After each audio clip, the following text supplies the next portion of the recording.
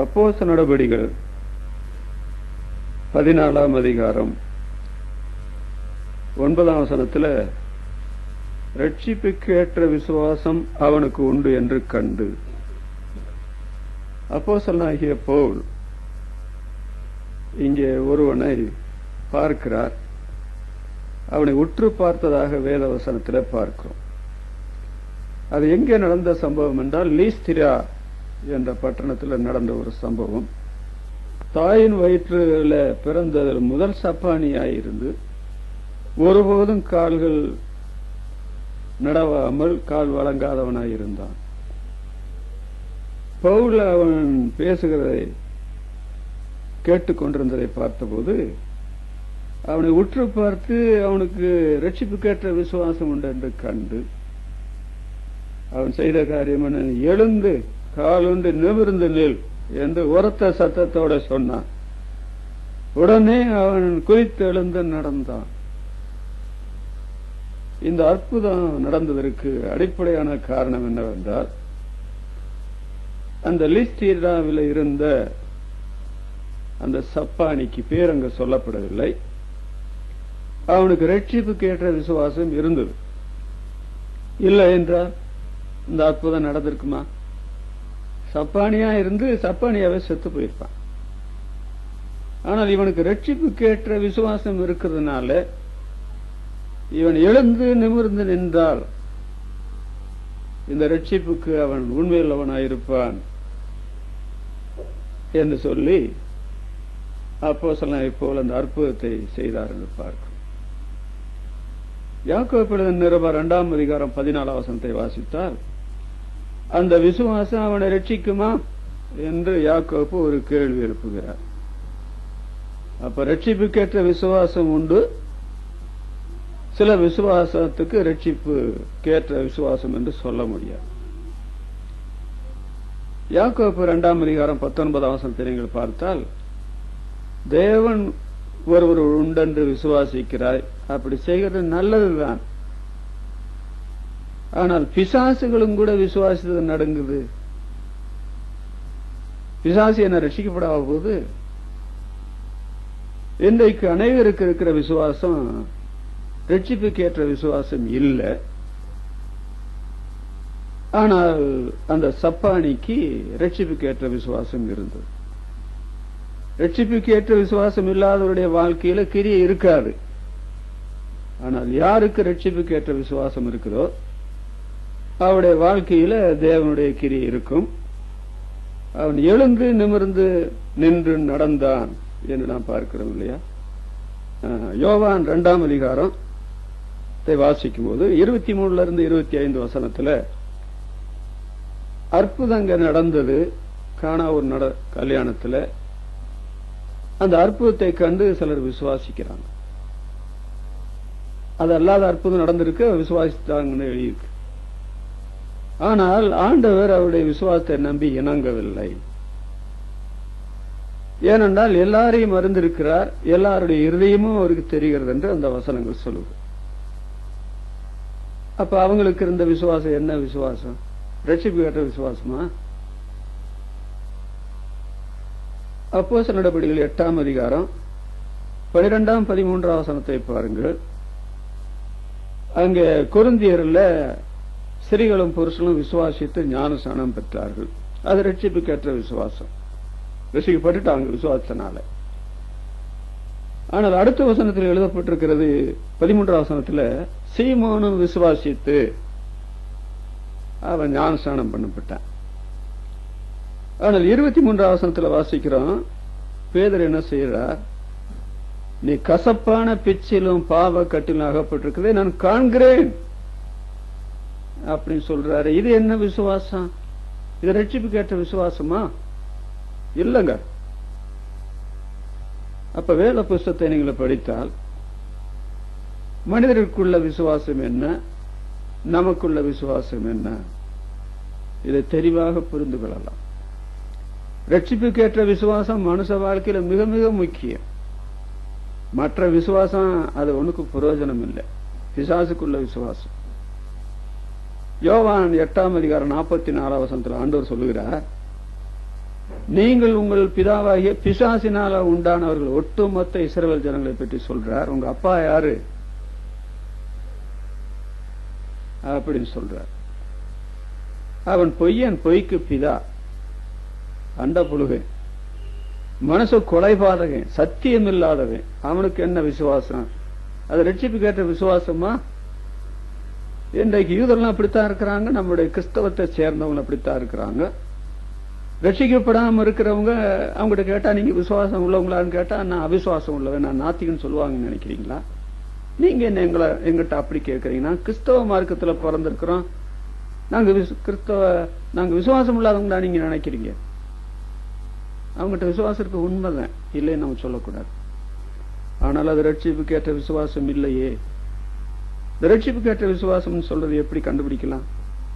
ரோமர் 10:9 பார்க்கும்போது, இயேசு கிறிஸ்துவை நீ உன் வாயினால அறிக்கையிட்டு தேவன் அவரை மரித்தோடத்திலிருந்து எழுப்பினார் என்று உன் இருதயத்தில் விசுவாசித்தால் ரட்சிக்கப்படுவாய்.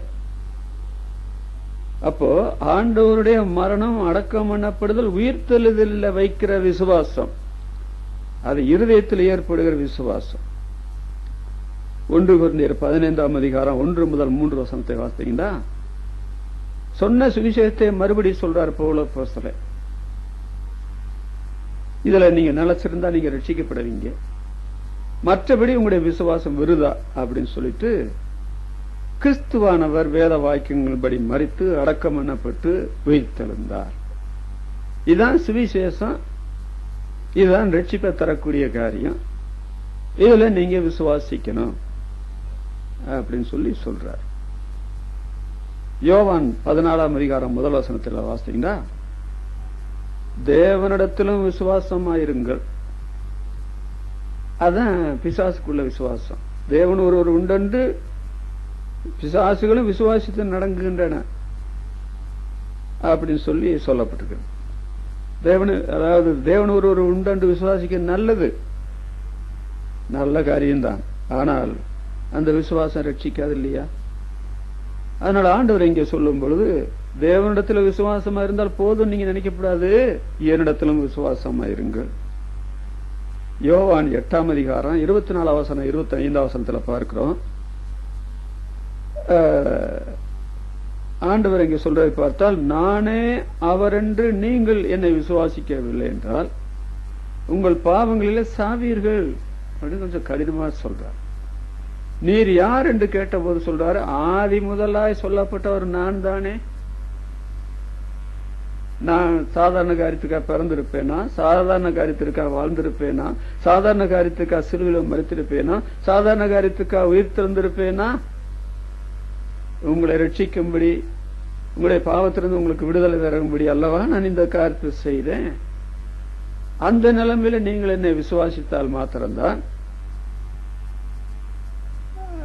நீங்க உங்க பாவத்துல சாக மாட்டீங்க, இல்லை என்றால் பாவத்துல மரித்து போயிருக்கு. விசுவாசித்து ரட்சிக்கப்பட நம்மிடத்தில் ஏதாவது தகுதி வேண்டும் என்று வேதம் சொல்லவில்லை. எபேசியர் 2:8 பார்த்தால், கிருபையினாலே விசுவாசத்தை கொண்டு ரட்சிக்கப்பட்டீர்கள், இது உங்களால் உண்டானதல்ல, ஒருவனும் பெருமை பாராட்டாதபடிக்கு இது தேவனுடைய ஈவு அப்படின்னு சொல்லிக்குதே. ரட்சிப்புக்கேற்ற விசுவாசம் என்று சொல்லும் பொழுது அதற்கு நீங்கள் மார்க்க கிரியைகளை செய்ய வேண்டாம், ஞானஸ்நானம் எடுக்க வேண்டாம், சபைகளுடைய காரியங்களை செய்ய வேண்டாம். அது ரட்சிக்கப்பட்ட பிற்பாடு செய்ய வேண்டிய காரியம். ரட்சிப்புக்கேற்ற விசுவாசம் என்று சொல்லும் பொழுது, என்னால ஒன்னும் செய்ய முடியாது, ஆண்டவர் இயேசு எனக்காக சிலுவையிலே எல்லாம் செய்து முடித்தார், பிதாவே நீர் நியமித்த கிரியை நான் செய்து முடித்தேன் என்று அந்த மேல் வீட்டறையில் ஆண்டவர் ஜெபித்தாரே. அதனால ரட்சிக்கப்பட விரும்பிட்டா போதும், உங்களுக்கு விசுவாசம் வந்துட்டா போதும். நீங்க ஒரு காரியம் செய்யாம இயேசுநாதர் சிலுவையில் நிறைவேற்றின கிரியை நம்பும் பொழுது உங்களுக்கு ரட்சிப்பு நிச்சயம் ஏற்படுது. 1 பேதுரு 1:8-9 பேதுரு சொல்றது பாத்தீங்களா?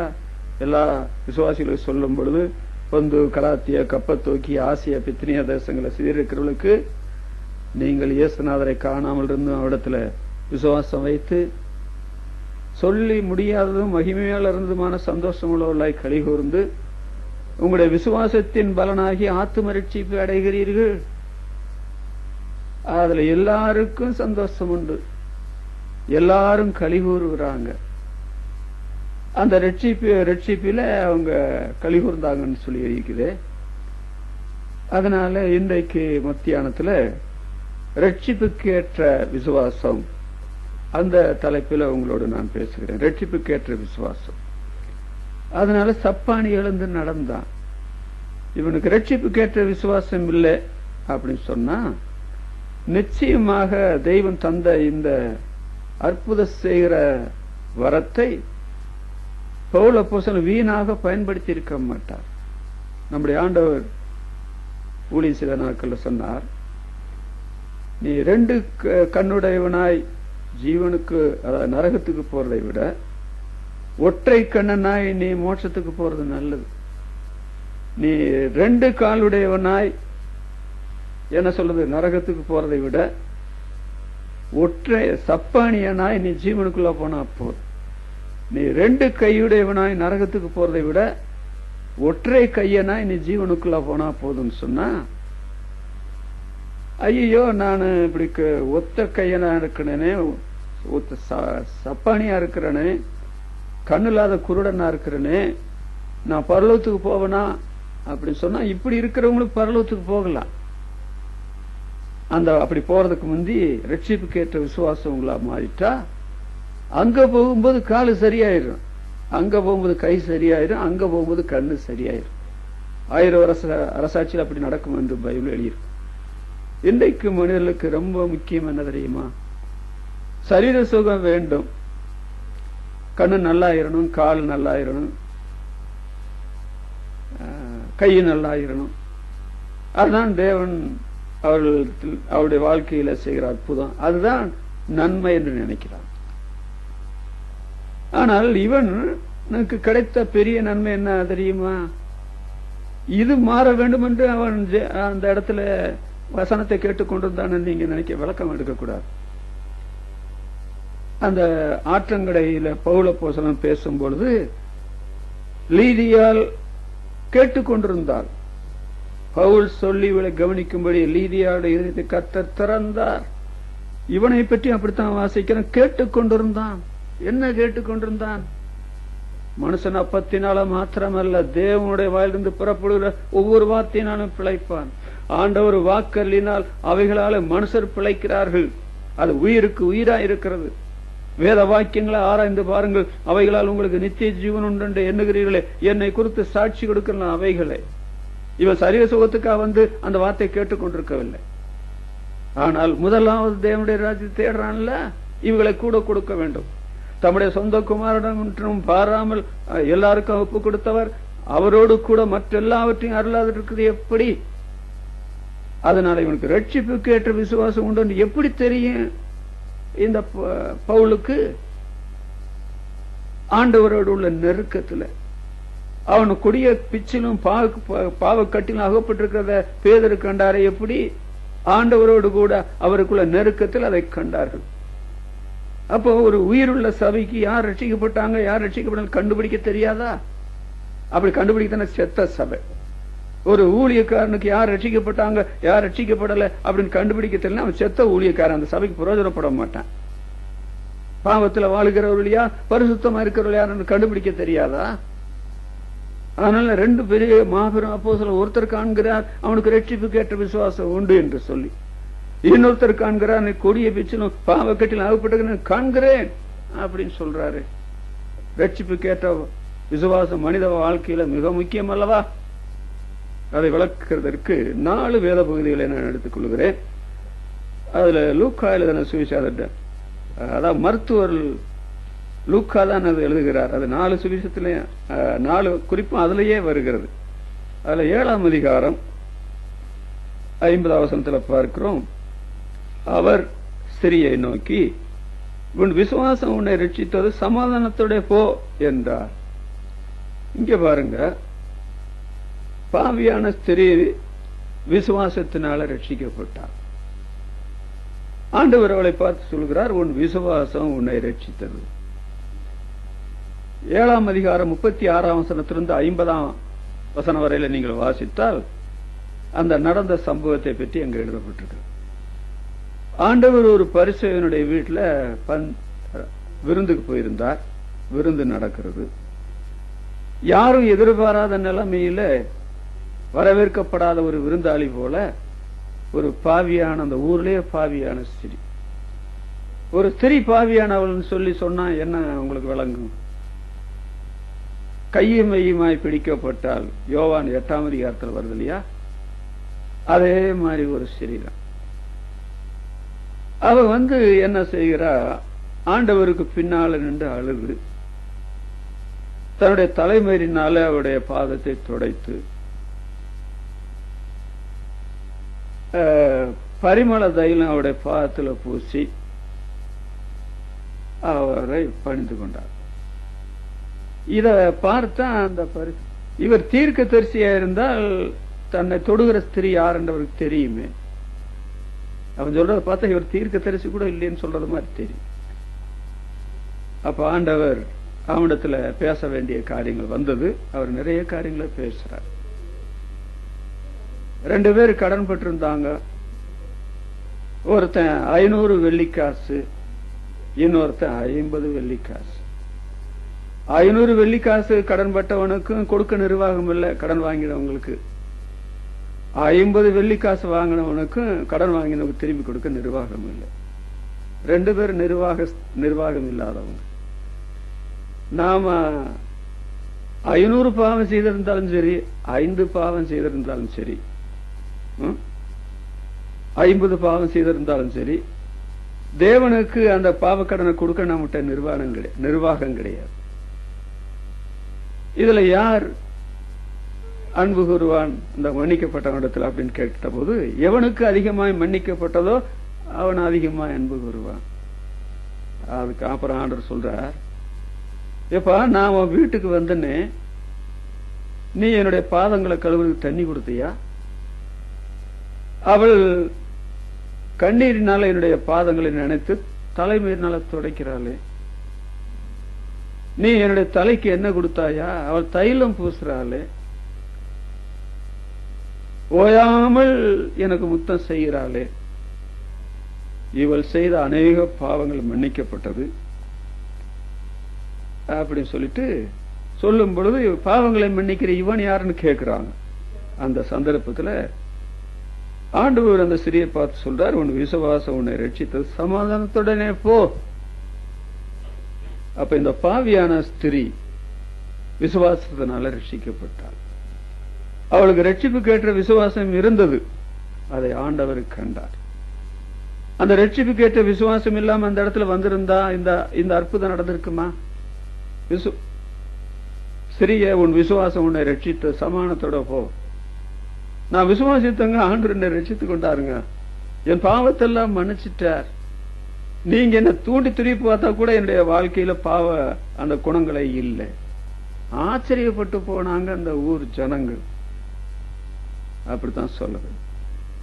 இவள் ஆண்டவரிடத்துல வந்தாள். யாரு இவளை வரும்படி கண்டிப்படுத்தினது? மத்தேயு எழுதின சுவிசேஷம் 11ஆம் அதிகாரம் 28ஆம் வசனத்துல, வருத்தப்பட்டு பார சுமக்கிறவர்களே நீங்கள் எல்லாரும் என்னிடத்துல வாருங்கள் அப்படின்னு சொல்ற. அப்ப ஆண்டவர் தன்னிடத்துல வரும்படி அழைக்கிறது அவளுக்கு தெரியாதா? அவருடைய பிரசங்கம் தான் மலைகளும் குகைகளும் பட்டணங்களும் தொட்டிகளும் கப்பல்லையும் வனாந்தரத்திலையும் கேட்குதே. ஆண்டவரிடத்துல வந்தாள். அவள் வந்ததுக்கு காரணம் பயங்கரமான பாவ பாரம். அதனாலதான் அவள் வந்தாள். நாம் என்ன வாசிக்கிறோம்? சங்கீதம் 38:4, என் அக்கிரமங்கள் என் தலைக்கு மேலாக பெருகிற்று, அவைகள் பார சுமையை போல என்னால தாங்கக்கூடாத பாரம் ஆயிற்று. இது ஏன் இந்த பெண்ணுடைய வாழ்க்கையில இப்படி இருக்கணும்? மற்ற பெண்கள் எல்லாம் உலகத்தில் நடமாடுறாங்களே, ஆண்டிடத்துல வர இஷ்டம் இல்லாம இருக்கிறாங்களே. இந்த பெண்ணுடைய நிலைமை இதுதானே. அக்கிரமங்கள் தலைக்கு மேலாக பெருகி பாரத் சுமையை போல தாங்கக்கூடாத பாரமாயிற்றே. ஆண்டிடத்துல வராம இருக்க முடியுமா? சங்கீதம் 40:12 என்ன பார்க்கிறோம்? எண்ணிக்கைக்கு அடங்காத தீமைகள் என்னை சூழ்ந்து கொண்டது. 1-2 எண்ணிக்கைக்கு அடங்காத தீமைகள். என் அக்கிரமங்கள் என்னை தொடர்ந்து பிடித்தது. அது வேண்டாம், என்னை பிடிக்க வரக்கூடாதுனாலும் தொடர்ந்து பிடிக்குது. நான் நிமிர்ந்தே பார்க்க முடியாது, நிமிர்ந்த பார்க்க கூடாது இருக்கிறது. அவர்களின் தலைமயிரிலும் அதிகமா இருக்கிறது, என் இருதயம் சோர்ந்து போறது. இது தாவீது ராஜாவுடைய வாழ்க்கையில மாத்திரமல்ல, இந்த பாவியான ஸ்திரீனுடைய வாழ்க்கையில கூட உண்மைதானே. அதனால இது என்னை விட்டு நீங்க வேண்டும், நான் நிமிர்ந்து பார்க்க வேண்டும், அந்த எண்ணிக்கையெல்லாம் இல்லாம போக வேண்டும் என்ற பாரத்தோடு அந்த அம்மா வந்தாங்க. வந்தபோது வரும்படி யாரும் கண்டிப்படுத்தல. ஐயோ இவ்வளவு பெரிய பாவி, நான் ஆண்டோடத்துல போனா மற்றவங்கள என்ன நினைப்பாங்கன்னு நினைக்கல. அந்த பெண் வந்ததை கூட அந்த விருந்து கொடுத்த அந்த பரிசேயன் சந்தோஷப்படல இல்லையா. வந்து என்ன செய்யறாங்க, அழுதாங்கன்னு எழுதியிருக்குது. யாரு அழுக சொன்னது? சிலர் அழுக மாட்டாங்க, சிலர் காரணம் இல்லாம அழுவாங்க. சிலர் அழுதாங்கன்னா நம்ம கோபம் தான் வரும். ஆனா சிலர் அழுதாங்கன்னா நம்மளும் சேர்ந்து அழுதுருவோம். அதுதானே கல்லறைகள் ஆயிரமான பேர் அடக்கம் பண்ணப்பட்டிருக்கிற பொழுது எல்லாரும் லாசரு நினைச்சு அழுகிறாங்க, ஏற்கனவே சித்து பணவங்க நினைச்சு அழுகிறாங்க. ஆண்டவரும் அழுதாருன்னு எழுதிக்குதே. இந்த அம்மா அழுது காரணம் இல்லையா? எபிரேயர் 5ஆம் அதிகாரம் 7ஆம் வசனத்துல நம்முடைய ஆண்டவர் கெசமேனே தோட்டத்தில் இருக்கிறார். அப்போ உலக மனுஷர்கள் யாருமே அங்க இல்லை, சீசர்கள் தவிர. அவர் மிகுந்த சத்தத்தோடும் கண்ணீரோடும் வேண்டுதல் செய்து விண்ணப்பம் பண்ணி கீழ்ப்படுதலை கற்றுக்கொண்டு தமக்கு கீழ்ப்படுகிற யாவருக்கும் பூர்ண ரட்சிப்படைவதற்கு காரணமாகி என்று சொல்லப்படுகிறது. அவரை அலச் செய்த காரியம் என்ன? மனுக்குலத்தினுடைய பாவம் முழுவதும் அவர் மேல சுமத்தப்பட்ட பொழுது, மனுக்குலத்தினுடைய வியாதி முழுவதும் அவர்கள் மேல சுமத்தப்பட்ட பொழுது, மனிதர்கள் கடைபிடிக்க வேண்டிய நியாயப்பிரமாணத்தின் நுகத்தடி அவர் தலை மேல சுமத்தப்பட்ட பொழுது, உலகத்துல பிறந்து வாழ்கிற எல்லாருடைய துக்கங்கள் அவரிடத்துல அவர் சுமத்தப்பட்ட பொழுது அழாம இருக்க முடியுமா? அவர் அழுகிறார்.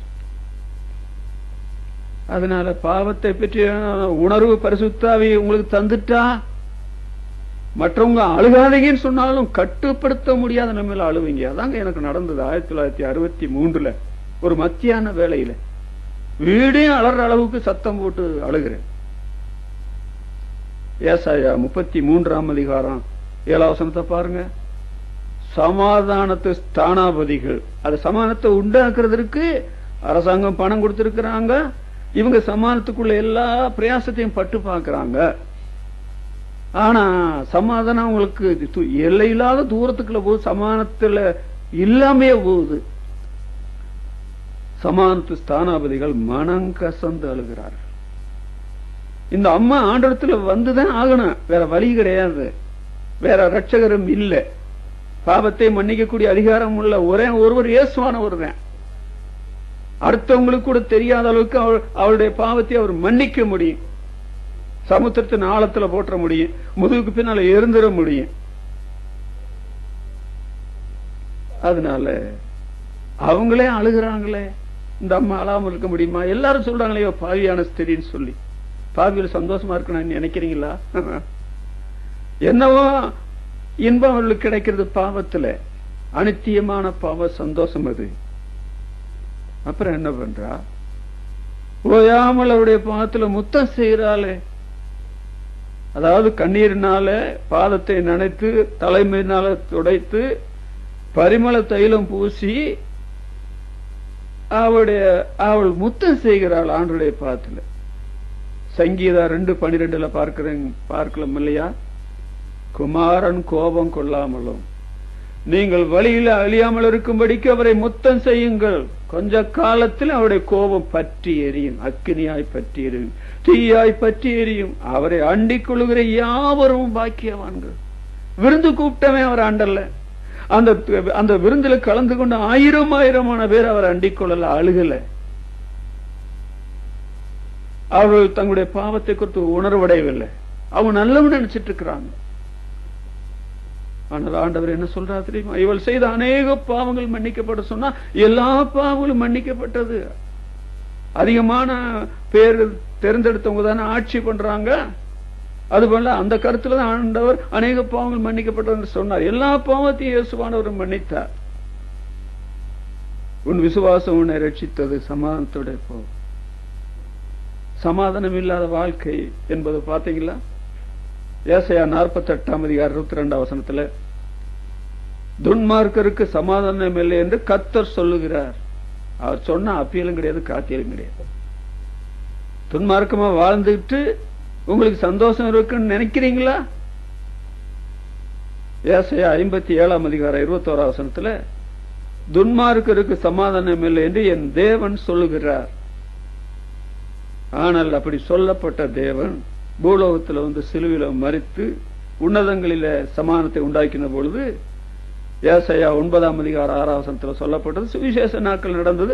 2000 வருஷ காலத்தில் நடந்து கொண்டிருக்கிறது. அவர் சமாதான பிரபு. இந்த பெண் சமாதானத்துக்கு அந்நியலா இருந்தாங்க.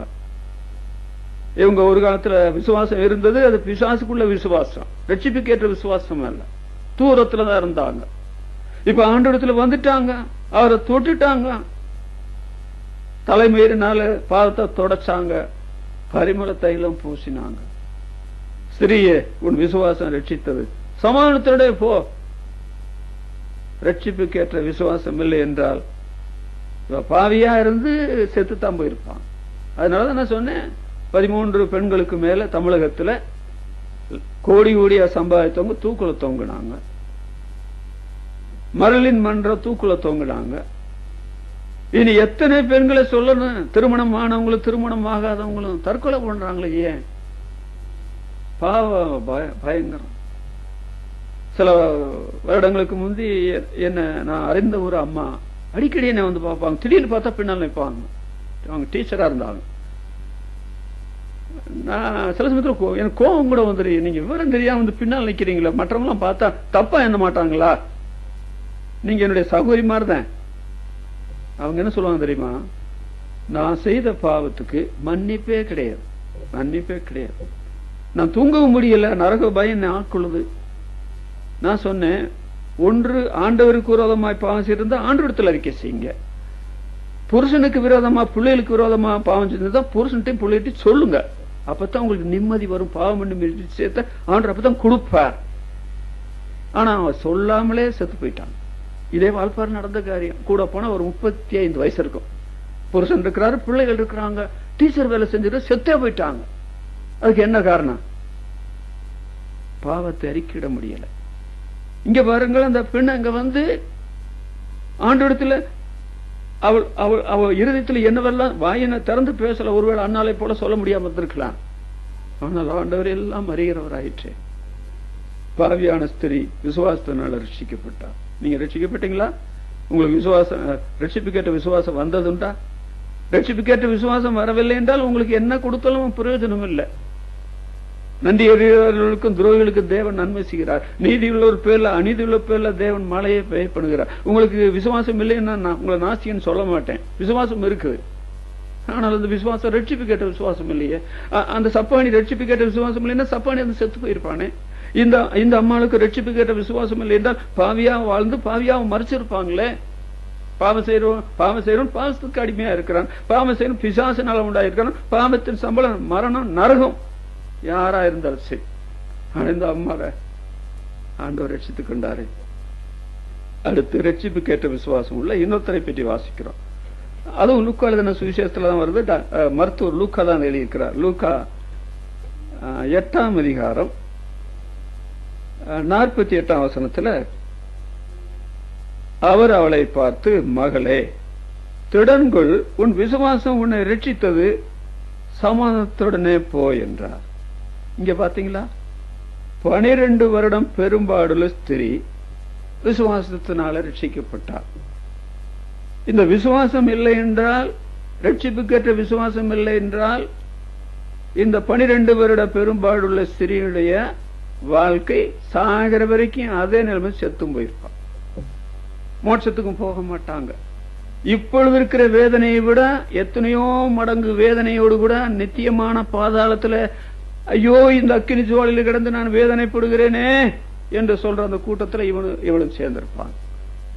ஆனால் ஆண்டவர் இங்கே சொல்லுகிறார், ரட்சிப்புக்கேற்ற விசுவாசம். நீ ஆண்டவர் என்ன சொல்றார் பாத்தீங்களா? 48 வசனத்துல, உன் விசுவாசம் உன்னை ரட்சித்தது, நீ சமாதானத்துடனே போ. இந்த சம்பவம் லூக்கா 8ஆம் அதிகாரம் 43ஆம் வசனத்திலிருந்து 48ஆம் வசனம் வரையில் எழுதப்பட்டிருக்கிறது. இங்கே பார்த்தால் முதல்ல நாம் பார்க்கிறோம் பாவியான ஸ்திரீ. இங்கே பார்க்கிறது வியாதியுள்ள ஒரு ஸ்திரீ. பாவியா இருக்கிற ஸ்திரீயும் ஆண்டிடத்துல வந்துதான் ஆகணும். அவங்க ரட்சிப்பின் விசுவாசம் உள்ளவங்களாத்தான் இருக்கணும். இன்னொன்று வியாதி யாருக்கு வருதோ அந்த வியாதி உள்ளவங்களும் ஆண்டவரிடத்துல தான் வரணும். ரட்சிப்புக்கேற்ற விசுவாசம் இருந்தா தான் அந்த வியாதி கூட நீங்கும். பாவமா இருந்தாலும் சரி, வியாதியா இருந்தாலும் சரி, இந்த பாவம் வியாதி எங்க தொடங்குச்சு தெரியுமா? ஏதேன் தோட்டத்தில் நம்முடைய முதற் பெற்றார் பாவம் செய்தாங்க. அன்றைக்கு பிடிச்சதுங்க பாவம், அன்றைக்கு பிடிச்சதுங்க வியாதி. உலகத்தை ஆண்டவர் அழிக்கிற வரையில, ஆண்டவர் வர்ற வரையில இது ரெண்டு தவிர்க்க முடியாத ஒன்று. யாரையும் விட்டு வைக்காது. பாவமும் யாரையும் விட்டு வைக்காது, நோயும் யாரும் விட்டு வைக்காது. பைபிள் சரித்திரம் முழுசும் படிங்க, உலக சரித்திரத்தையும் பாருங்க. அப்ப பாவத்தை சுமந்தார் என்று 1 பேதுரு 2ஆம் அதிகாரம் 24ஆம் வசனத்துல சொல்லப்பட்டால், பாவ மன்னிப்புக்கு நீங்க அவரிடத்துல தான் வரணும். வேற யாரிடத்துல போனாலும் உங்களுடைய பாவம் மன்னிக்கப்படாது.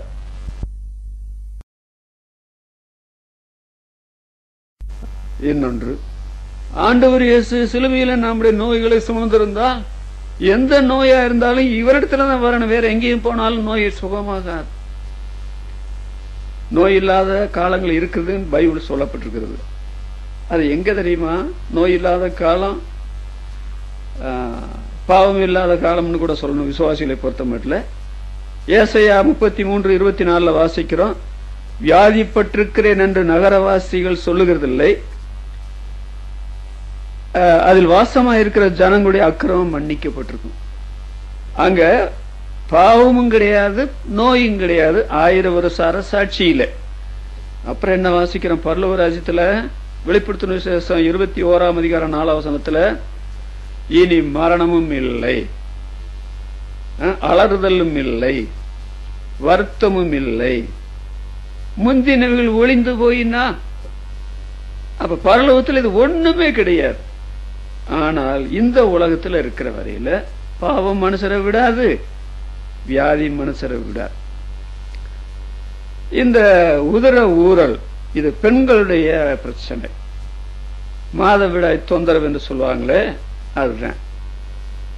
1-2 வருஷமாய் ரத்த பெருக்கு இருந்தால் அதுவே சரித்தை ரொம்பவே பாதிக்கும். இது 12 வருஷமாய் ஒரு 12 மாசம் வரக்கூடியது 12 அப்படி சேர்த்துக்குங்க. இவ்வளவு தூரம் உதிரப்பெருக்கு ஏற்பட்ட அந்த சரீரம் எண்ணத்துக்கு தான் ஆகும். எலும்பும் தோளுமா, அழகெல்லாம் அலங்கோலம். இது பெண்ணா? இது எதுக்கு உலகத்துல பிறந்து செயல்படணும்? அந்த மாதிரி ஒரு வியாதி. மற்ற பெண்கள் எல்லாம் அவங்களுக்கு சரியா காரியங்கள் நடக்குது, போறாங்க, வர்றாங்க, படிக்கிறாங்க, வேலை செய்யறாங்க, திருமணம் நடக்குது, பிள்ளைகளை போறாங்க, எல்லாம் நடக்குது. தெய்வமே, நான் ஏன் இந்த மாதிரி வியாதியில காலமெல்லாம் இப்படி கஷ்டப்படணும்? 12 வருஷமா. ஆனால் அந்த அம்மா என்ன பண்ணாங்க? வந்து கூட்டத்துல அவரை தொட முடியல. ஆனால் வஸ்திர ஓரத்தை தொட்டால் கூட நான் சுகமாயிருவேன் அப்படின்ற அந்த விசுவாசத்துல வந்து அவருடைய வஸ்திரத்தின் ஓரத்தை தான் தொட்டாங்க. உடனே அவருடைய உதரத்தின் ஊரல் நின்று போயிற்று. பைபிள் என்ன பார்க்கிறோம் பாத்தீங்களா? லூக்கா 8ஆம் அதிகாரம் 48ஆம் வசனத்துல மகளே அப்படின்னு சொல்றார். சாதாரணமாக இவளை டாக்டர் போனா மகளேன்னு சொல்லுவாங்களா? இது இது என்ன உருவம்? யாருமே விரும்பாத ஒரு தோற்றம். ஒருவேளை தாய் தகப்பன் இருந்தா, இந்த பிள்ளை என்னத்துக்கு எங்களுக்கு தெய்வம் கொடுத்திருக்கணும், இதை வச்சுட்டு நாங்க படாத பாடு வேற பாடுறோம் அப்படின்னு நினைச்சிருப்பாங்க. ஆனால் ஆண்டவர் மகளே என்று சொன்ன காரியமே அதே அவளுக்கு ஒரு பெரிய ஆறுதல். ஏன்னா யாரும் மகளேன்னு சொல்லல, என்னை வெறுத்து பேசினவங்க இருந்தாங்க, என்னை புண்படுத்துற மாதிரி பேசினாங்க. ஆனால் இவர் மகளே என்று சொல்றாரே. அங்க என்ன வாசிக்கிறோம்? லூக்கா 8ஆம் அதிகாரம் 43ஆம் வசனத்துல, தன் ஆஸ்திகள் எல்லாம் செலவழித்தும் அப்பதான் எழுதியிருக்குது, ஆஸ்திகள் எல்லாம் வைத்தியர்களுக்கு செலவழித்தும் ஒருவனாலும் சொஸ்தமாக்கப்படாதிருந்த ஒரு ஸ்திரீ. இந்த அம்மா ஒரு பணக்கார ஸ்திரியா இருந்திருக்கிறான். பணம் இல்லைன்னா எப்படி வைத்தியரை போய் பார்க்க முடியும்? தன் ஆஸ்திகளை எல்லாம் எப்படியாவது சுகம் கிடைச்சிடாதா? நான் சொல்றேன், பணத்தினால ஆரோக்கியத்தை விலைக்கு வாங்க முடியாது, பணத்தினால பாவ மன்னிப்பை விலைக்கு வாங்க முடியாது. ஒருவேளை அந்த பாவியான ஸ்திரீ கூட பணக்காரியா இருந்தாலும் ஆச்சரியப்படுறதுக்கு இல்லை, அந்த பாவம் செய்யறதுக்கு அந்த பணம் உதவியா இருந்தது. பாருங்க, மார்க் 5ஆம் அதிகாரம் 26ஆம் வசனத்துல இதே சம்பவங்கள் இருக்குது. அநேக வைத்தியராலே அவள் மிகவும் வேதனைப்பட்டு சற்றாகிலும் குணமடையாமல். இந்த மருத்துவருக்கு தெரியும் இந்த வியாதி குணமாக்கப்பட முடியாத வியாதி. ஏமா, ஒண்ணு நீ தெய்வ நம்பிக்கை உள்ள பெண்ணா இருந்தா நீ தெய்வ நம்பிக்கை உடையவளா இரு. நீ ஒரு சர்ச்சுக்கு போன அந்த போதவரை கூட்டு ஜெபம் பண்ண சொல்லு. அப்படி இவங்க சொல்லுவாங்களா? ஒரு வியாதியான பெண்ணு கிடைச்சது, நாங்க என்ன பண்ணுவோம், இவளிடத்துல இருந்து எவ்வளவு பணத்தை வசூல் பண்ண முடியுமோ, அவ சுகமடைகிறாளா இல்லையா அது எங்களுக்கு விஷயம் அல்ல அப்படின்னு சொல்லி வருமானம் அவங்களுக்கு போச்சு, இந்த அம்மாவுக்கு வருமானம் இல்லாம போச்சு. சற்றாகிலும் குணமடையாமல், கொஞ்சமாவது குணம். சில வேளைகள்ல மருத்துவத்துறையை நம்புறதுல ரொம்ப ஆபத்து இருக்குதுங்க. அப்படித்தான் இந்த அம்மாவுடைய விஷயத்தை பார்த்தா தெரியும். இப்ப சற்றாகிலும் குணமடையில, வைத்தியர்களால் அதிக வேதனை பெறப்படுறாங்க, காலமெல்லாம் நஷ்டமாயி போச்சு, பண நஷ்டம், பொருள் நஷ்டம், சொல்ல போன தூக்க நஷ்டம், இதெல்லாம் நடந்து போச்சு. எப்படியோ இந்த பெண்ணுக்கு ஒரு நல்ல செய்தி கிடைச்சது. தூரத்திலிருந்து வருகிற செய்தி விடாய்த்த ஆத்துமாக்களுக்கு குளிர்ந்த பானத்தை போல இருக்கிறது. இந்த கூட்டம் நான் போகணும்னு விரும்புறேன், இவ்வளவு திரளான ஜனங்கள் இருக்கிறாங்க, நான் நோயாளி வேற, நான் இந்த கூட்டத்தில் போனேன் அவமானப்படுத்த மாட்டாங்களா, நான் போய் அவர் தொட முடியுமா? இதுதான் என்னுடைய வாழ்க்கையில கிடைச்சி. இந்த தருணத்தை நான் விட்டால் இந்த பாவியான ஸ்திரீ நான் பாவியாத்தான் சாகணும். இந்த தருணத்தை நான் விட்டால் நான் நோயாளியத்தான் சாகணும். அப்படி நிலைமையில வந்து இமைப்பொழுதில சரீரத்தினுடைய ஊரல் நின்று போயிற்று. ஆண்டவர் சொன்னார், என்னிடத்துல வல்லமை புறப்பட்டதை நான் அறிந்திருக்கிறேன். என்ன ஆண்டவரை இவ்வளவு பேர் நெருக்கிட்டு இருக்கிறாங்க, என்னை தொட்டது யாருன்னு கேட்கிறீர? விவரம் தெரியாம மனசுல அப்படித்தான் பேசுவாங்க. ஆனால் என்னிடத்திலிருந்து வல்லமை புறப்பட்டதை நான் அறிந்திருக்கிறேன். அப்ப தான் மறைந்திருக்கவில்லை என்று அவள் கண்டு ஆண்டத்துல வந்து தான் தொட்ட காரணம் எல்லாருக்கும் முன்னால சொல்லி சாட்சியாக ஆண்டவர் நிறுத்தி அவளும் அந்த இடத்தை விட்டு போனான். சில வேளைகளில் கர்த்தர் நமக்கு அற்புதம் செய்யாமல் இருக்கிறதுக்கு காரணத்தை நீங்க கண்டுபிடிச்சீங்களா? ரட்சிப்பு கேட்ட விசுவாசம் இல்லையா? இன்னொன்று, சில காரியங்களை ஆண்டவர் செய்யும் போது அந்தரங்கமான நிலைமையில வாழலாம் நீங்க பாக்குறீங்களா?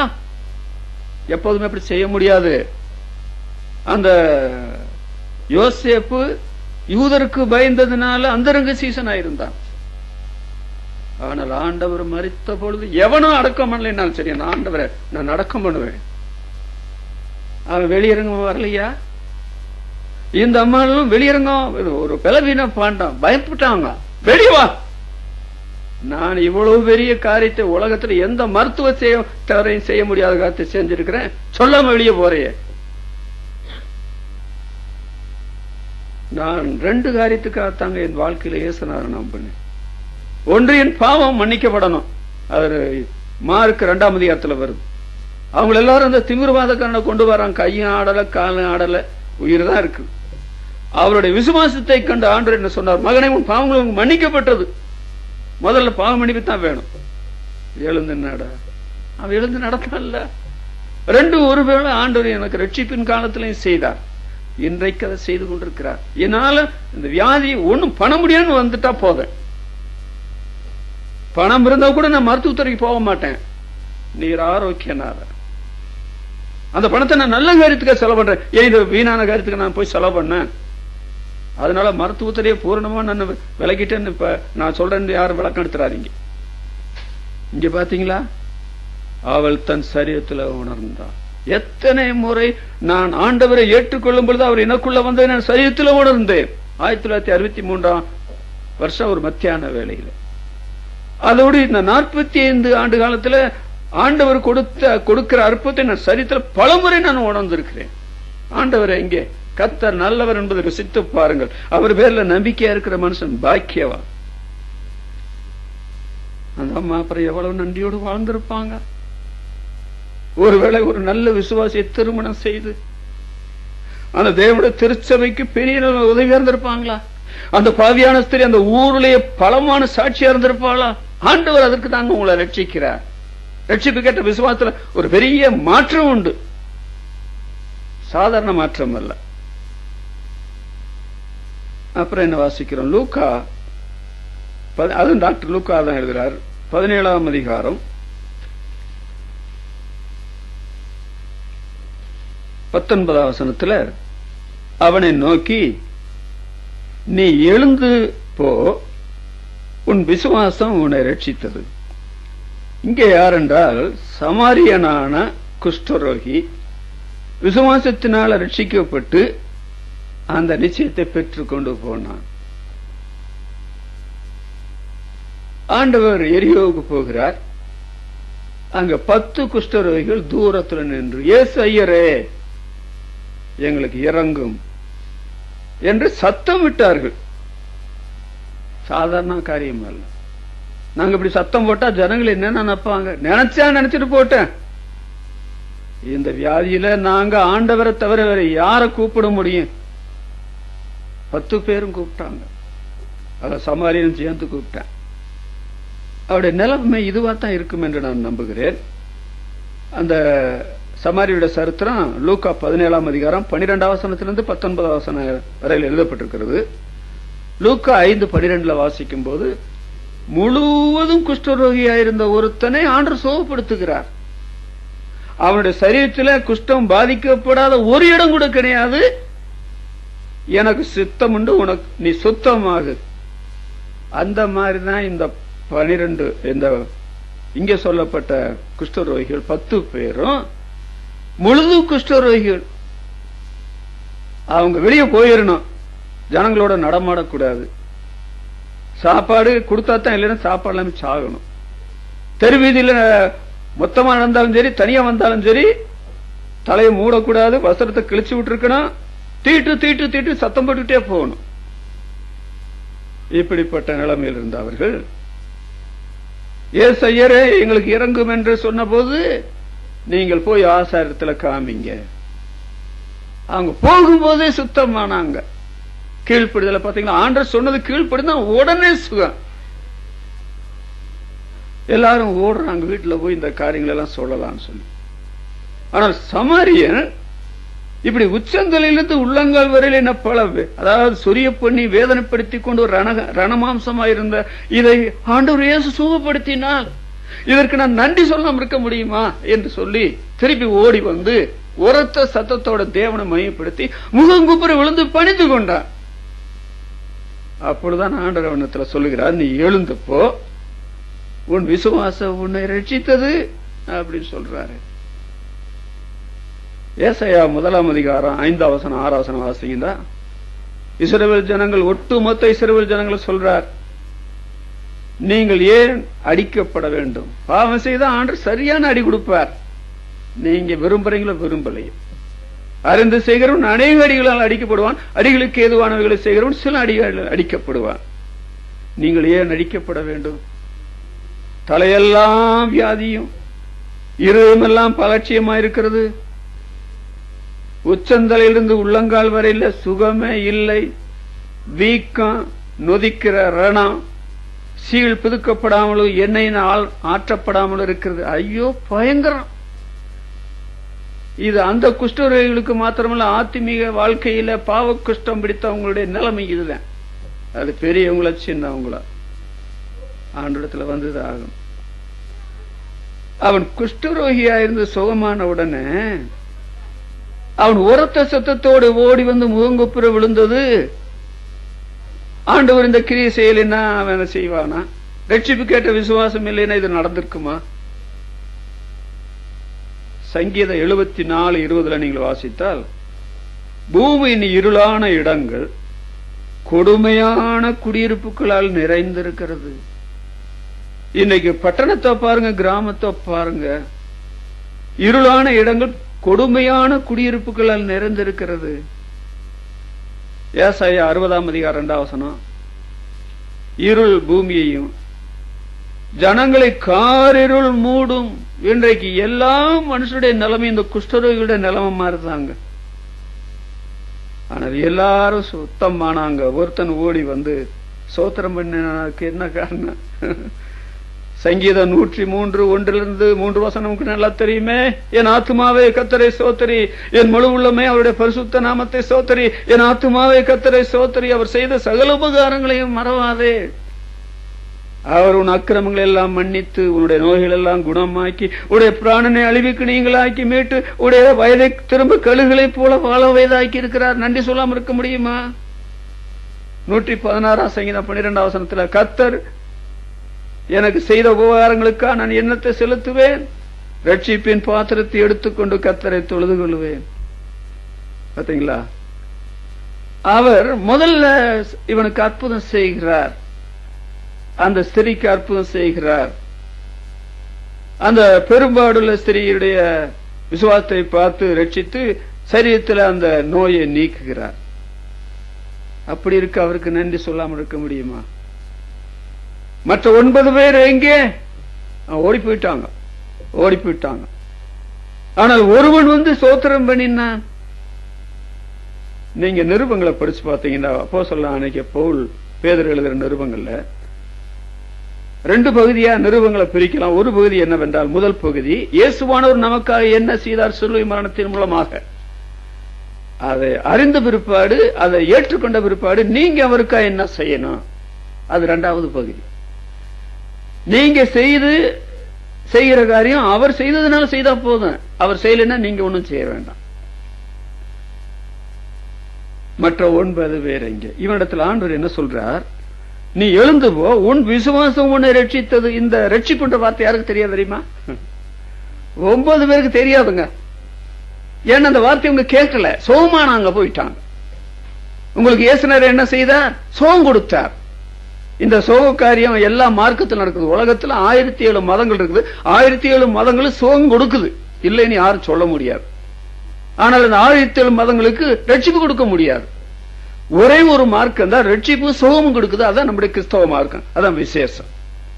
இது இவனுக்கு என்ன ஆண்டவர் சொல்றார்? உன் விசுவாசம் உன்னை ரட்சித்த சமானத்தோட போ, ரட்சிப்பு நிச்சயத்தை பெற்றுக்கொண்டே போனான். நீங்க ரட்சிக்கப்பட்டீங்களா? உங்களுக்கு இந்த ரட்சிப்பு நிச்சயம் வேணுமா? ஞானஸ்நானம் எடுத்துக்கொண்டு ஆண்டவருடைய ஆராதனையில கலந்து கொள்ளுங்க, அப்பதான் உங்களுக்கு ரட்சிப்பு நிச்சயம் வரும். அது வரைக்கும் வராது. பாவம் மன்னிக்கப்பட்டிருந்தாலும் நான் இன்னும் கோவப்படுறேனே, இன்னும் பாவம் செய்யறேனே, என்னமோ வெற்றிகரம் இல்லாத வாழ்க்கை செய்ய மாட்டீங்க. ரட்சிக்கப்பட்டா கூட நீங்க முதல் கட்டளையான ஞானஸ்நானத்தை கீழ்ப்படுங்க தானே, அப்புறம் அடுத்த கட்டளை உங்களுக்கு வெளிப்படும். அதனால சமாரியான குஷ்டரோகி விசுவாசத்தில் ரட்சிக்கப்பட்டான், அப்புறம் நிச்சயத்தை பெற்றுக்கொண்டு போனான். யாராவது பாவியுடைய மோசமான பாவியுடைய பாவத்தை மன்னிச்சது உண்டா? மோசமான நோயாளியை குணப்படுத்தின மருத்துவர் உண்டா? அதே போல இந்த குஷ்டரோகத்தை பூரணமான இமை பொழுதுல மாற்றின சரித்திரத்துல யாராவது உண்டா? இந்த நாகமானுக்கு குஷ்டரோகி ஏற்பட்டதாங்க. இந்த 10 குஷ்டரோகி ஏற்பட்டது. அதுல ஒரு குஷ்டரோகி அதிகமாய் உணர்ந்தான், எனக்கு ஆண்டவர் இப்படிப்பட்ட அற்புதம் செய்துட்டாரு. ஐயா சமாரியா நாட்டில் இருக்கிற அந்த தீர்க்கதரிசி இடத்துல போவார், ஆனால் அவர் இவருடைய குஷ்டரோகத்தை நீக்கி விடுவார். இதுக்கு என்ன விலை கொடுக்கணும், என்ன பிரயாணம் தானே பண்ணணும், அதுக்கு தான் குதிரை இருக்குது. எல்லாம் போய் அந்த தீர்க்கதரிசிக்கு முன்னால் நிற்கிறார். உள்ள கூட போகல, குதிரையில் நிற்கிறார்.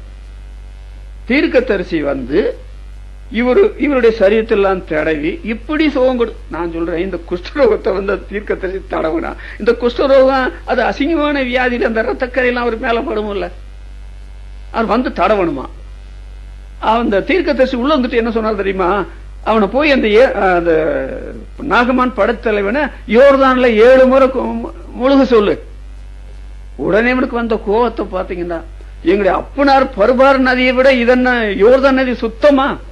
பர்வார் நதியும் அப்பனே அந்த நதிகளும் மோசமான நதியை மனுஷர்கள் அதை அசுத்தப்படுத்தி போட்டாங்க.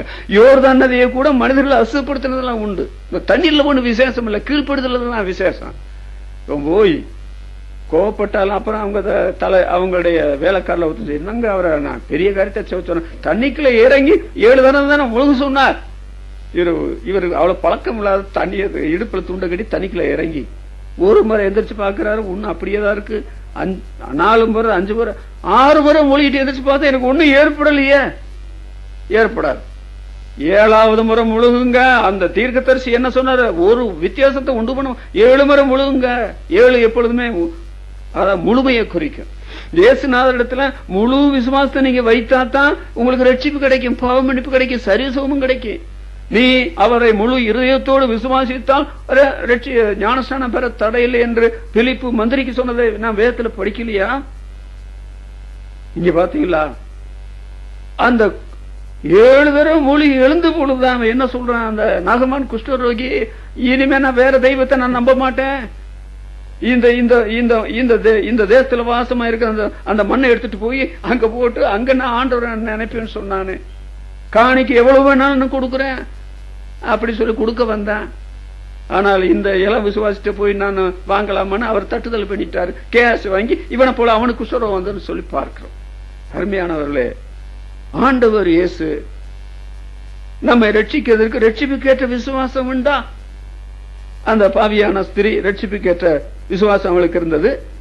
விசுவாசத்தினால ரட்சிக்கப்பட்டார். 12 வருஷம் பெரும்பாடு பார்த்து ஆண்டவர் சொல்றார், ஒரு விசுவாசம் உன்னை ரட்சித்ததுன்னு சொல்றார். பெரும்பாடு ஸ்திரீ விசுவாசத்தினால் ரட்சிக்கப்பட்டார். சமாரிய குஷ்டரோகி, உன் விசுவாசம் உன்னை ரட்சித்தது, சமானத்துல ரட்சித்ததுன்னு சொல்றாரு. அவன் விசுவாசத்தினால ரட்சிக்கப்பட்டான், நிச்சயத்தை பெற்றுக் கொண்டு போனான். கடைசியாக லூக்கா 18ஆம் அதிகாரம், அதுவும் அவர் தான் சொல்றார். லூக்கா வைத்தியர் 18ஆம் அதிகாரம் 42வது வசனம், இயேசு அவனை நோக்கி, நீ பார்வையடைவாயாக, உன் விசுவாசம் உன்னை ரட்சித்தது என்றார். எரிகோ குருடன் விசுவாசத்தினால ரட்சிக்கப்பட்டான். இந்த 4 பேருக்கும் விசுவாசம் ரட்சிப்புக்கு ஏற்ற விசுவாசம் இல்லை என்றால் ஆண்டு ஒரு காரியத்தை கூட இவருடைய வாழ்க்கையில செய்திருக்க மாட்டாருங்க. இவங்களுக்கு ரட்சிப்புக்கு ஏற்ற விசுவாசம் இருந்ததுனால ஆண்டவர் செயல்பட்டார். லூக்கா 18ஆம் அதிகாரம் 35ஆம் வசனத்துல 42ஆம் வசனம் வரையில வாசித்தீங்கன்னா அந்த சரித்திரம் எழுதியிருக்கு. அது என்னவென்றால், அவன் பிறவி குருடன், பரதமே என்று இன்னொரு சுவிசேஷத்துல பார்த்தா அவன் பரதமே குருடன், வழியில பிச்சை கேட்டுக் கொண்டிருக்கிறான். இயேசு வர்றாரு சொன்ன நசரேயனாகிய இயேசுவே எனக்கு இறங்குன்னு சொல்றான். எல்லாரும் அதட்டுறாங்க. ஆனால் ஆண்டவர் நின்று அவனை அழைத்து வர சொன்ன, உனக்கு என்ன வேணும்? எனக்கு காசு வேணும். அப்படியே ஆண்டவர் காசு கொடுத்திருப்பார். ஏன்னா வழக்கமா இதுவரையில அவன் பிச்சை எடுத்து பொழைச்சவன். ஆனால் ஏன் கடவுள் சாயல படைக்கப்பட்டவன் பிச்சை எடுத்து வாழணும்? எனக்கு கண்ணு இருந்தா நான் சோகம் அடைஞ்சு நான் மற்றவர்களை போல வாழ சம்பாதிக்க முடியுமல்ல. நான் பார்வையிட வேண்டும். பார்வையடைவாக உடனே பார்வையடைந்து ஆண்டவர் செய்கிற அற்புதங்கள் உடனே நடக்குங்க. அப்பொழுதே அந்த பெண்ணுடைய பாவம் மன்னிக்கப்பட்டது. அப்பொழுதே அந்த பெண்ணுடைய அந்த உதரத்தின் ஊரல் நின்று போயிற்று. அப்பொழுதே அந்த சமாரியான அந்த குஷ்டரோகியுடைய குஷ்டரோகம் இமைப்பொழுதில் நீங்கிற்று. இப்பொழுது இந்த குருடன் உடனே பார்வையடைந்தான் அப்படின்னு எழுதியிருக்கிறே. 2 கொரிந்தியர் 4ஆம் அதிகாரம் 4ஆம் வசனத்தை நீங்கள் வாசித்தால், சுவிசேஷத்தின் ஒளி அவளுக்கு பிரகாசமாயிராதபடிக்கு இப்பிரபஞ்சத்தின் தேவன் அவளை குருடாக்கினான். உலகத்தில் பிறந்த வாழ்கிற எல்லாரும் மனக்கண் குருடர், தேவனை பார்க்க முடியாது. அதனாலதான் ஆண்டவர் சொன்னார், இதயத்தில் சுத்தமுள்ள பாக்கியவான்கள் தேவனை தரிசிப்பார்கள். யோவான் 9ஆம் அதிகாரம் 40ஆம் வசனம் 41ஆம் வசனத்தை படிச்சு பாருங்க. நாங்கள் குருடரா? எங்களுக்கு 2 கண்ணும் இருக்குது. ஆண்டவர் சொல்றார், நீங்கள் குருடரா இருந்தால் பாவம் வராது. நீங்கள் காண்கிறோம் என்று சொல்கிறதுனால பாவம் உங்கள் மேல தலைமையில இருக்குன்னு சொல்றாரு. இந்த குருடான நிலைமை யாராவது மாற்ற முடியுமா? இந்த குருடான நிலைமையும் நம்முடைய ஆத்மா நிலைமையில நம்ம குருடலா இருக்கும் நம்ம நிலைமை யாராவது மாற்ற முடியுமா? யோவான் 9ஆம் அதிகாரம் 32ஆம் வசனத்தையும் 10ஆம் அதிகாரம் 21ஆம் வசனத்தையும் பாருங்க. இந்த 2 வசனத்துல என்ன சொல்லப்பட்டிருக்கிறது? அதாவது பிறவி குருடனுடைய கண்களை ஒருவன் திறந்தான் என்று நாம் உலகம் உண்டானது முதல் கேள்விப்பட்டது இல்லையே. அப்புறம் பிசாசு குருடனுடைய கண்ணை திறக்குமா? பிசாசும் உதவி செய்ய முடியாது, மனசரும் உதவி செய்ய முடியாது. ஆத்ம குருட்டாட்டத்தையும் மாற்ற முடியாது, சரீர குருட்டாட்டத்தையும் மாற்ற முடியாது. பவுல் 3 நாள் பார்வை இல்லாதவனா இருந்தானே, யாரும் கண் பார்வை கொடுக்க முடியும். ஆண்டவர் 3ஆவது நாள் அவனுக்கு பார்வை கொடுத்தார். அப்படித்தான் பைபிள வாசிக்கிறோம். இங்க ஆண்டவர் என்ன சொல்றார்? அவன் உன் விசுவாசம் உன்னை ரட்சி சமானத்தோட உன் விசுவாசம் உன்னை ரட்சித்தன்னு சொல்லும் பொழுது என்ன நடந்து? அவன் உடனே பார்வையடைந்து தேவனை மையப்படுத்திக் கொண்டு அவருக்கு பின் சென்றான். அது ரொம்ப முக்கியங்க. ஆண்டவர் யாருக்கு ரட்சிப்புக்கேற்ற விசுவாசம் உண்டு என்று கிரியை செய்கிறாரோ அவர்கள் யாரையும் பின் செல்லாமல் ஆண்டவரை மாத்திரம் பின் செல்வார்கள். இன்னொன்று, இந்த 4 இடங்கள்ல வேறு யார் பேரில் உள்ள விசுவாசமும் ஆண்டவர் பேரில் உள்ள விசுவாசமும் வைக்கவில்லை. எல்லா விசுவாசத்தையும் ஒழிச்சு போட்டு இவர் ஒருத்தரில் விசுவாசம் வைத்தாதான் எங்களுடைய பாவம் மன்னிக்கப்படும், எங்களுடைய நோய் குணமாகும் என்று ஆண்டவர் பேர்ல விசுவாசம் வச்சாங்க. அந்த விசுவாசத்தை மதித்த ஆண்டவர் உங்கள் விசுவாசம் உங்களை ரட்சித்த 4 பேருடைய வாழ்க்கையில அற்புதத்தை செய்தாரு. சில ஆட்கள் பைபிள மனுஷிகமா படிச்சுட்டவங்க என்ன வழக்கம் சொல்லுவாங்க தெரியுமா? உங்க இயேசுநாதரை சொல்லி இருக்கிறாருங்க. உங்க இயேசுநாதர் என்னது? அவனவன் விசுவாசம் அவனவனை ரட்சிக்கும். ஏன்னா உன் விசுவாசம் உன்னை ரட்சித்துன்னு சொல்றாரு இல்லையா? நாங்க உங்களை அந்த வசனத்துக்கு விளக்கம் சொல்றோம். அவனவன் விசுவாசம் அவனவனை ரட்சிக்கும் இல்லங்க. அப்படி என்றால் ஆண்டவர் என்னிடத்திலும் விசுவாசமாயிருங்கள் என்று ஆண்டவர் சொல்லியிருக்க முடியாது. 3 பாத்திரத்துல பால் எடுத்துக்கொள்ளுங்க. வெளுத்ததெல்லாம் பாலா இல்லங்க. இது சுண்ணாம்பு கலந்த தண்ணி, இது எருக்களம் பால், இது பால். 3 பார்த்தா வெள்ளையாத்தான் இருக்குது. சுண்ணாம்பு கலந்த தண்ணி, இதை குடிச்சா அதிகமா குடிச்சா ஒண்ணு வாயால போகும், இல்லட வயிற்றால போகும். இந்த எருக்களம் பால் என்று சொல்லுகிறது கிராமத்துல சாகுறவங்க ஈஸியா செய்ய வேண்டிய காரியம். அந்த எருக்களையை ஒடிச்சு ஒரு சிரட்டாயில ஊத்தி மடமடன் குடிச்சுட்டு அங்கேயே செத்து கிடப்பாங்க. அது ஆளை கொள்றது. இந்த பால் என்று சொல்லுகிறது A முதல் Z வரையில உள்ள வைட்டமின்கள் அடங்கின குழந்தைகள் முதற்கொண்டு காடு வாங்குது, வீடு போவோம்னு சொல்ற கிழவர்களே குடிக்கலாம். இப்ப 3 1 சொன்னா வழக்கம் சரியா? உங்களை ஆண்டவரே சொன்னாரு அவனவன விசுவாசம் அவனவனை ரட்சிக்கணும். அது தவறு. இயேசுநாத விசுவாசத்தை தான் பாவம் மன்னிப்பு, இயேசுநாத விசுவாசம் சரி சுகம், இயேசுநாத விசுவாசம் பரலோக ராஜ்யம். இன்னொன்று, இந்த 4 பேருடைய வாழ்க்கையில அப்புறம் நீங்க பார்த்தா புரட்சிகரமான மாற்றம். இனி நாங்கள் பாவத்துக்கு போவோமா? இந்த நோய் வரக்கூடிய காரியத்துக்கு நாங்கள் அனுமதிப்போமா? ஆண்டவருக்கு நன்றி சொல்லாமல் இருப்போமா? நாங்கள் அவரை பின் செல்லாமல் இருப்போமான்னு சொல்லி அவரை பின் சென்று ஆச்சரியமான பலத்த சாட்சிகளாக மாறினார்கள். அநேகர் அதை கண்டு நம்புவார் நிலைமையில் இவருடைய வாழ்க்கை சவாலா இருந்தது. நம்முடைய வாழ்க்கை சவாலா இருந்தால் சபையில இடமே போகாம ஆத்மாக்கள் வந்திருப்பாங்க. நம்ம அவரை பின் செல்லாம எதெல்லாம் பின் சொல்றோமா? அதுக்கு ஒரு உதாரணம் சொல்லட்டுமா? ஆண்டவரை தான் பின் சொல்ல, வேற யாரையும் பின் சொல்லக்கூடாதுக்கு. ஒரு தகப்பனார் தன்னுடைய பையனை கூப்பிட்டு, அடே நீ போய் வயல்ல உழுதுட்டு வாடா. தகப்பனார் சொன்னவன பையனுக்கு ரொம்ப சொன்ன, எங்க அப்பா என்ன நம்பி வயல்ல போய் உழுக சொல்றாரு. ஏறு மாடை கட்டிக்கிட்டு வயல்ல போய் உழுக போனேன். போறதுக்கு முந்தைய அப்பா சொன்னாரு, அடே நீ இப்பதான் முதல்ல பழகுற, உனக்கு முன்னால என்ன தெரியுதோ அதை பார்த்துட்டு நீ உழுதுட்டு வான்னு சொன்னார். இவர் ஈச்சேரை போட்டு அங்க உட்காந்துட்டு என் பையன் என் வேலையை அவன் செய்யறான், இனிமே எல்லாம் அவன் தான் உழுவான்னு சொல்லிட்டார். இவருக்கு என்ன நினைச்சாருன்னா, முன்னால வரப்பு இருக்கும், அந்த வரப்பை பார்த்து உழுதா அடுத்த முறை உழவும் போது அந்த வரப்பு பார்த்து உழுத சரியா உழுதுட்டே போலாம். அதான் அந்த உழவு அடையில உள்ள பயிற்சி. இவன் அதை விளங்காம என்ன பண்ணிட்டு அந்த பையன், அப்பா என்ன சொன்னாரு, முன்னால என்ன பாக்குறீ அதை பார்த்து உழுதான்னு சொன்னாரு. இவன் போனா வயல்ல மாட்டை கட்டி உழுக ஆரம்பிச்ச போது அந்த வயல்ல நிறைய புல் இருந்தது. அங்க ஒரு எருவு மாடு மேய்ச்சிட்டு இருந்தது. இந்த கலப்பையும் ஓட்டும் போது அந்த எருவு மாடு நேர நிக்குது. இவன் என்ன நினைச்சுக்கிட்டான் தெரியுமா? அப்பா என்ன சொன்னாரு, முன்னால என்ன நீ பாக்குற அதை நினைச்சுக்கிட்டு அதை பார்த்துட்டு உழுந்தானு சொன்னாரு. ஓ, எருவ மாட்டை நினைச்சுதான் சொன்னாரான்னு சொல்லிட்டு இந்த எருவ மாட்டை பார்த்துட்டு உழுதுகிட்டு போனான். இந்த எருவு மாடு ஏன் மேலையில உழுக வரான்னு சொல்லி அந்த பக்கம் போச்சு, இந்த பக்கம் போச்சு, அந்த பக்கம் போச்சு. கடைசியில இவன் உழுதுட்டு வீட்டுக்கு வந்துட்டான். வீட்டுக்கு வந்தவொடனே அப்பாட்ட சொன்னான், அப்பா இப்ப 4 மணி தான் ஆகுதுன்னு நான் உழுதுட்டு வந்துட்டேன், நீ 6 மணி வரைக்கும் நீங்க போய் அந்த நான் உழுதுட்டு வந்ததை பார்க்கலாம், நீங்க சொல்லிட்டீங்கன்னா ரொம்ப உற்சாகப்படி 4 பின்ன உழுவேன்னு சொல்லி சொன்னான். இவருக்கு ஒரு பெரிய சந்தோஷம். அட பரவாயில்ல, நம்ம பையன் நல்லா உழுதுட்டானாமே. அப்படி போய் பார்த்தா, அட பாய்ப்பாயல மகனே, இது உழுகிறதா? இது என்ன விளையாண்டு இருக்கிற, இப்படி கோலம் போட்டது மாதிரி படிட்டு வந்திருக்கேன் என்னடான்னு கேட்டதுக்கு, என்னப்பா நீங்க தானே சொன்னீங்க உனக்கு முன்னால என்ன இருக்குதோ அதை பார்த்து உழுக சொன்னீங்க, நான் முன்னால எருவு மாடு இருந்துச்சு அதை பார்த்து உழுது. இன்றைக்கு நிறைய விசுவாசிகள் எருவு மாட்டை பார்த்துட்டு உழுத்துறாங்க. சொந்த சுருத்து அவங்க இவங்க. இந்த இந்த இந்த கிறிஸ்தவர்களுக்கு தாக்கு பிடிக்காது. அவரை நோக்கி பார்த்தவர்கள் பிரகாசத்தின் மேல் பிரகாசம் அடைந்தாலும் அவருடைய முகங்கள் வெக்கப்பட்டு போகவில்லை. அவரை பின் சென்றால் எனக்கு நேரிட்ட சோதனையிலே என்னோடு கூட நிலைத்திருந்தவர்கள் நீங்களே என்று ஆண்டவர் சொன்னார். அவங்க உலகத்தையே கலக்கினாங்க. அவங்களிடத்துல இல்லாத அதிகாரம் உலகத்துல எவனுக்குமே இல்லை. அந்த மாதிரி ஆரம்ப காலத்தில் நடக்கலையா? அதனால ரட்சிப்புக்கேற்ற விசுவாசம் ரொம்ப ரொம்ப ரொம்ப அருமையான. உங்களுக்கு அந்த ரட்சிப்புக்கேற்ற விசுவாசம் உண்டா? கர்த்தர் உங்களை ஆசீர்வதிப்பார். நாம் ஜெபிக்கலாம். எங்களை அன்பாய் நேசிக்க எங்கள் பிதாவே, இந்த அருமையான கர்த்தருடைய நாளுக்காகவும் துதிக்கிறோம். இவ்வளவு பேராக உம்முடைய ஆலயத்தில் கூடி எங்கள் ஆண்டவரை தொழுது கொள்ள ஒரு அருமையான தருணம் தந்தி. ஆண்கள் மிகவும் குறைந்து காணப்பட்டது எங்களுக்கு மனசுல சங்கடமா இருக்கிறது.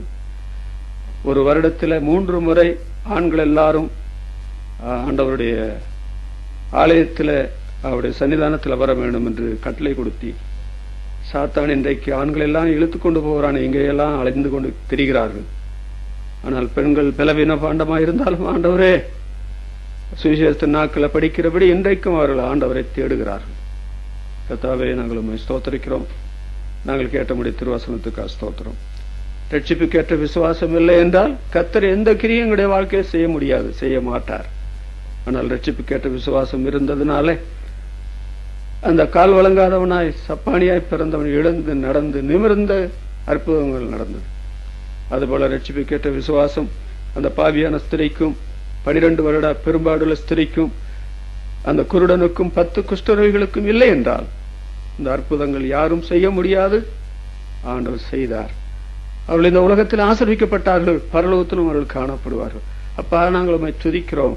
ரட்சிப்புக்கேற்ற விசுவாசம் அது அருமையானது, அது உறுதியானது, அது நிலையானது.